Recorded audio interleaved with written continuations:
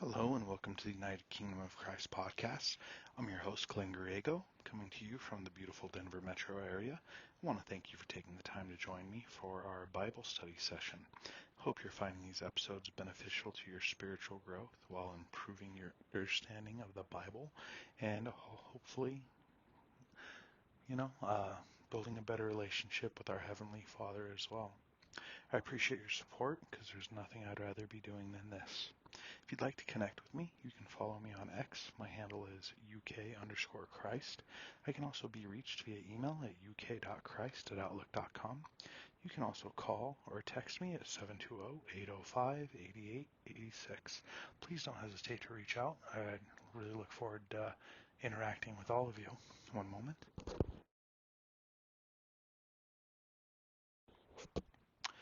Sorry about that. So today we are in Genesis 26. Let's go ahead and get this taken care of. Now there was a famine in the land, besides the previous famine that had occurred in the days of Abraham. So Isaac went to Gerar, to Abimelech the king of the Philistines. The Lord appeared to him and said, "Do not go down to Egypt. Stay in the land of which I shall tell you. Sojourn in this land, and I will be with you and bless you. For to you and to your descendants I will give all these lands, and I will establish the oath which I swore to your father Abraham. I will multiply your descendants as the stars of heaven, and will give you your descendants all these lands, and by your descendants all the nations of the earth shall be blessed, because Abraham obeyed me and kept my charge, my commandments, my statutes, and my laws." So Isaac lived in Gerar. When the men of the place asked about his wife, he said, "She is my sister," for he was afraid to say, "my wife," thinking the men of the place might kill me on account of Rebekah, for she is beautiful. It came about when he had been there a long time, that Abimelech king of the Philistines looked out through a window, and saw, and behold, Isaac was caressing his wife Rebekah.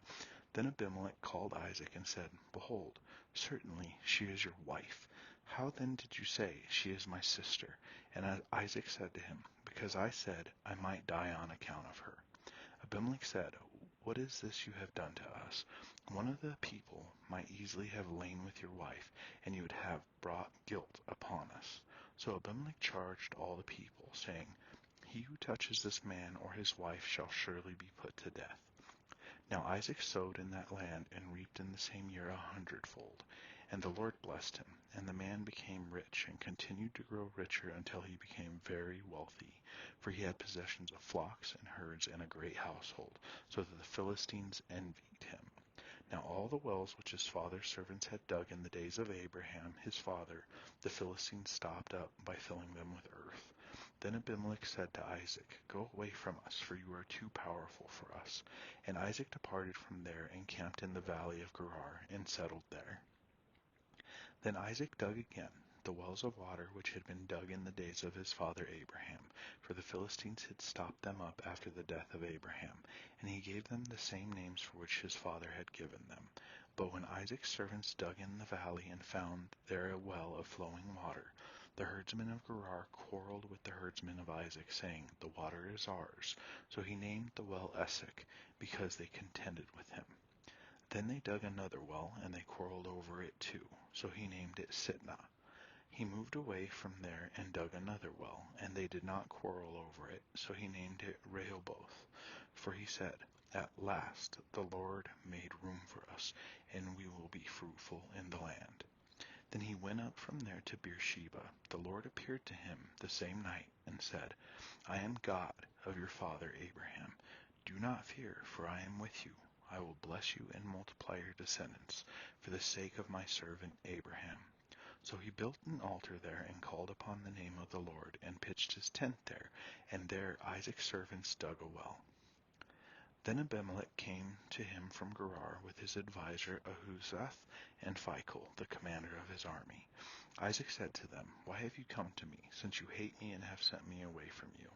They said, "We see plainly that the Lord has been with you." So we said, "Let there now be an oath between us, even between you and us, and let us make a covenant with you, that you will do us no harm, just as we have not touched you and have done to you nothing but good, and have sent you away in peace. You are now the blessed of the Lord. Then he made them a feast, and they ate and drank. In the morning they arose early and exchanged oaths. Then Isaac sent them away, and they departed from him in peace. Now it came about on the same day that Isaac's servants came in and told him about the well which they had dug, and said to him, We have found water. So he called it Sheba. Therefore the name of the city is Beersheba to this day. When Esau was 40 years old, he married Judith, the daughter of Beeri the Hittite, and Basemath, the daughter of Elon the Hittite, and they brought grief to Isaac and Rebekah. So that concludes Genesis 26. So as we look over this, the Lord, once again, he's with Isaac, just like his dad, Abraham. And the Lord tells him, hey, I'm going to go ahead and bless you, but don't go into Egypt. Stay here. And they ended up in Gerar. I want you to travel around here. And you notice it took a little bit of time for Isaac and his people to actually find a place. But he ended up becoming extremely wealthy. To reap 100-fold, that's outrageous. You plant one plant. We'll say it was he planted one corn seed, and he ended up with 100 corn plants. Planted one wheat seed, ended up with 100 wheat plants. That's just truly blessing. Only the Lord can actually do these type of things, and I hope you do understand that, right? I don't think anybody has ever really truly reaped in that manner beyond the Lord's blessed. So we see, though, again, just like in the past, Isaac actually tells everybody, this is my sister, and afraid once again, and Abimelech catches him on it, sees him actually, caressing his wife, or, holding his wife, or just interacting in a manner that is only appropriate for a man and a woman, not for a brother and a sister. And Abimelech once again understands, like, man, can't do it. So then he tells his people, nobody touches her, and even to this point, you will be put to death. So we know Abimelech's not messing around. He understands. He has a great understanding. But as Isaac becomes more and more wealthy, more and more powerful, Abimelech has to actually tell him, the Philistines had to tell him, shut up, you gotta go. You're way too much for us. We cannot do this. So in reality, Abimelech probably looked around and he's like, yeah, I could lose everything I have if Isaac so chooses to deal with me falsely. And we see that they end up fighting over wells, unfortunately, especially because Isaac had actually redug wells that the Philistines had closed up after his dad, Abraham, died. So he opened them up, and then the herdsmen fought, and then they opened up another one, and then they opened up another one, and finally they were able to actually not have quarrels over this. So he probably just kept moving further out, further out, further out until he was able to do it. And once again, the Lord blessed him. They're in the middle of the desert. They have cattle, agriculture. They need water to drink, to cook. You need it to wash, everything, right? And the Lord just keeps providing, keeps providing. And once again, in the middle of the desert, but they're finding water every time they dig. Truly, truly a blessing. And the Lord actually appears to Isaac, and he says once again, hey, I'm with you. Do not fear. I'm going to multiply you. And it's just as beautiful. But once again, we see Abimelech saying, hey, you know what? It's better if I make a covenant with Isaac, because, like I said earlier, Isaac and his power and his wealth and his people most likely could have easily just destroyed Abimelech, although, as I had said earlier, Isaac was peaceful, unlike Esau, and Isaac probably didn't have any desire to sit there and take from Abimelech or cause his people any harm. So yeah, it's really just amazing. Once again, we just go through and we just see the repeat of the promises that the Lord makes to Isaac and his line that he had made to his dad, and that there is still the plan to fulfill these promises and the blessings. Just the Lord's always taking care of his people, of his servants, and it truly is just something I hope we can all look at and understand. Maybe our well was taken away from us, or maybe we had to fight for the well that we could use, but if we continue along serving and staying loyal to the Lord, because He's always loyal with us, that He will continue to provide for us. And in reality, the wealth, it's just amazing. And I do still feel that it is very much so different than it was currently, right? Back in those days, wealth did mean security.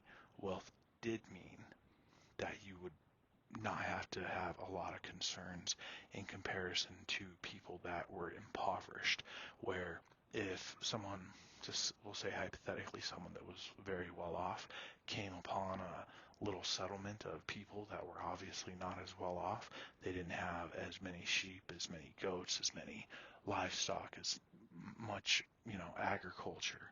They could easily just grab them, just take them, sell them into slavery, and that's truly, it's brutal, right? That was the world. We are very blessed to where, although there is a lot of exploitation that does occur in our current systems, we'll call it, depending on where you're at, there is a lot of exploitation, but we also have opportunities to improve our own financial situation beyond what someone that may have been born into poverty could have gone from. Well, my family's in poverty to, my family is slaves. And then towards the very end, it pretty much just gives a little update on Esau, like, hey, yeah, Esau married a couple of Hittites, and unfortunately they brought a lot of grief to Isaac and Rebekah. Hopefully any of your in-laws aren't causing you any grief, but if they are, just remember, you would not be the first ones, right? I want to thank you again for joining me. I'm Glenn Griego, your host of the United Kingdom of Christ podcast. This has been a Bible study session. If you'd like to connect with me, you can reach me on X. My handle is UK_Christ. I can also be reached via email at uk.christ@outlook.com. You can also call or text at 720-805-8886. Please don't hesitate to reach out with any questions, comments, or concerns. If there's any help I can give within my means, I'd be more than happy to help. God bless.